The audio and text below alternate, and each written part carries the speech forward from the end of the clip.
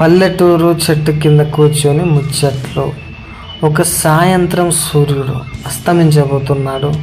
గ్రామం చివర్లో పెద్ద బనాన్ చెట్టు కింద రాములు, శంకరు, లక్ష్మయ్య ముగ్గురు కూర్చొని ముచ్చట్లు మొదలుపెట్టారు. రాములు: ఓయ్ శంకర, నిన్న నీ ఆవు ఎక్కడో పొలంలో తిరుగుతూ చూసారా? దానికో జీపీఎస్ పెట్టేశావా ఏమిటి? శంకర్: అయ్యో రాములు, జీపీఎస్ ఏంటిరా, మన దగ్గర గంగమ్మే జీపీఎస్, ఇది తప్పితే ఆమెకే చెప్తామురా. లక్ష్మయ్య: గంగమ్మ సిగ్నల్ బలంగా ఉంటుందిలే, ఎప్పుడు మిస్ అవ్వదు. అంతలో చిన్నపిల్లలు వచ్చి చెట్టు చుట్టూ ఆడటం మొదలుపెట్టారు.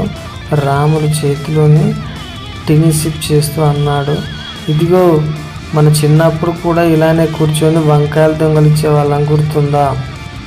శంకరు: అవునరా, కానీ అప్పట్లో మనం దొంగలించిన వంకాయలు ఇప్పుడే మన పొలంలో పండుతున్నాయి.